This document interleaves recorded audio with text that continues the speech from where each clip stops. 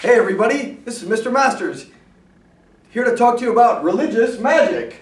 That's right.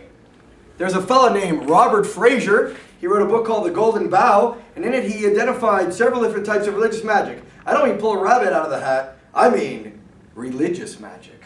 Religious magic, overall, could be described as any attempt to control or manipulate deities or powerful forces, perhaps in creation or nature, or in human nature if you're an animist, using spells and rituals and sacrifices. Maybe the first type we should talk about is productive magic. Productive magic is when you're trying to acquire some type of economic good like clothing or food or shelter or good crops or a good hunt. You know, you're trying to produce something for your family. That's productive magic. There is, of course, imitative magic, where you act out a ritual and you try to get the future reality to mimic the magic or imitate the magic. For example, if Barbie wants Ken to fall in love with her, Barbie could do a spell or a series of spells in which, say, Barbie gets a dollhouse and Barbie meets Ken at the laundromat, and then they go out to a restaurant together, and she moves the dolls around to the restaurant and to the little toy laundromat, and then eventually to a church, and the dolls get married, and then she actually places the dolls in bed together, or in bed together, and acts out a wedding and a honeymoon in the hopes that in the future the real Ken will fall in love with the real Barbie. That would be imitative magic.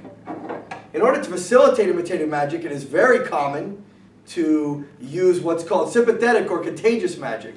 Sympathetic and contagious magic really refers to trying to acquire some part of that other person or some artifact that belongs to that person and then using it to have influence over the person. For example, a strand of hair, a locket of hair, a fingernail, a photograph, the person's full name with the person's properly spelled, first name, middle name, both familial names, written and spelled properly. It could be a sock stolen from the clothesline, a sock that belongs to a person, a garment, something stolen from the laundromat. It could be, any kind of garment. And then it's believed that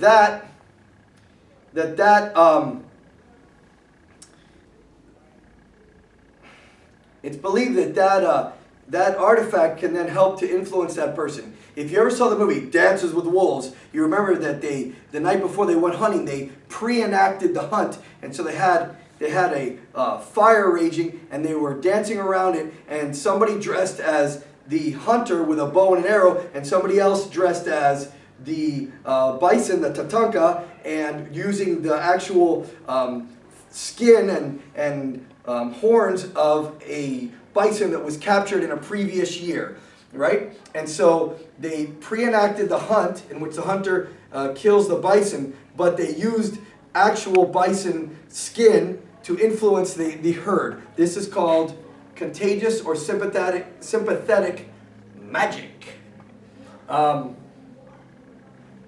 Another type of magic, of course, is when you try to hurt somebody. You try to put a curse on that person, and that's known as black magic. It's called black because of the ancient fear that bad things happen at night. Like people steal more at night, people get assaulted more at night, ghosts and nightmares appear at night. So it has to do with the fear of what happens at night.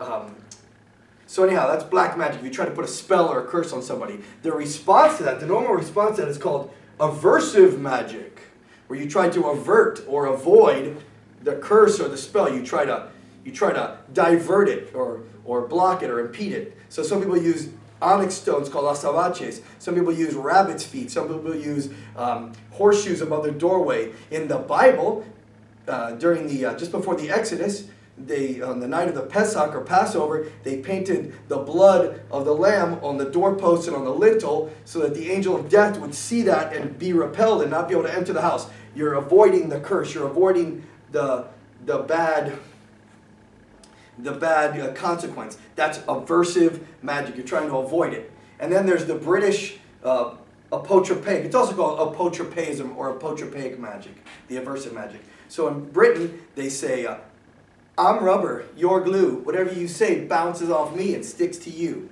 That is a way to avoid a curse, right? It's putting a spell on yourself to protect yourself from somebody else's curse.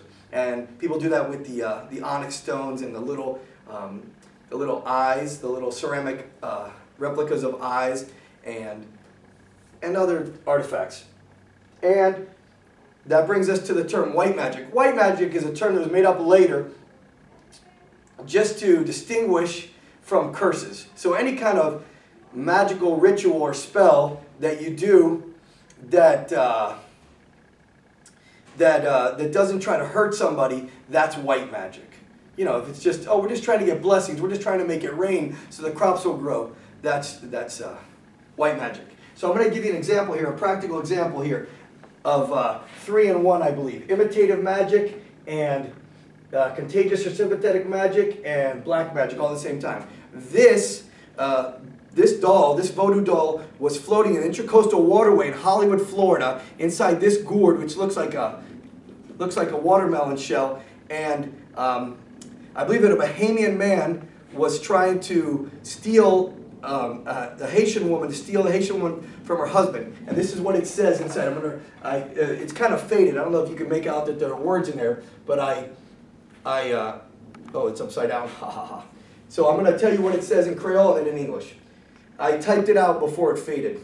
It says, "Oh non maite makimara," which means, "Oh, the name of maite makimara." That's a goddess, a loa.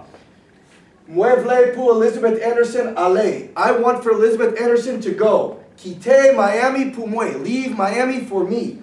Muevle pour ou retourner non pays ou. I want you to return to your country. Notice he doesn't say my country or our country. He says your country. I believe that he's a Haitian man trying to put a spell on a Bahamian woman. Did I say it the other way? I said it backwards the other way previously. Sorry. It's a Haitian man trying to put a spell on a Bahamian woman. Then he says, Kitem, which means leave me alone. Then he says, Bam la paix, give me peace. He's talking to the goddess, saying, oh, I'm being tormented because I want this Elizabeth Anderson and she's married to this other fellow. Give me peace, give me what I want. Either take away the desire or take away her husband. Kite Mike ak kite store. This is Kringlish. You've heard of Spanglish? This is Kringlish. Kite Mike and kite store. Leave Mike and leave the store. Mike is probably her husband, and they probably own a store or manage a store together. Then he says, Ma pale, I'm leaving. Then he says, Mueble pour blier Miami. I want you to forget Miami. Blier man. That's the man is Mike, her husband. And blier store pour moi. And forget the store for me. So he wants Elizabeth to go in a boat, I believe, back to the Bahamas with him, and so he probably stole some of her clothing, an article of her clothing, and stuffed it in here, right? And so he wants the future reality to imitate the magic, to mimic the magic. So he's pretending this is Elizabeth, this is a boat, and he wants her in the future to ditch her husband. And since he's wrecking the home, that's black magic. He's trying to destroy the marriage and the marriage covenant. He's trying to take her, and he's trying to steal her. So it's black magic because he's trying to curse. It's imitative because he stole something from her clothing, an article of her clothing. And it's imitative magic because he wants the future reality to mimic or imitate the magic. And this is what Robert Frazer has to say about religious magic.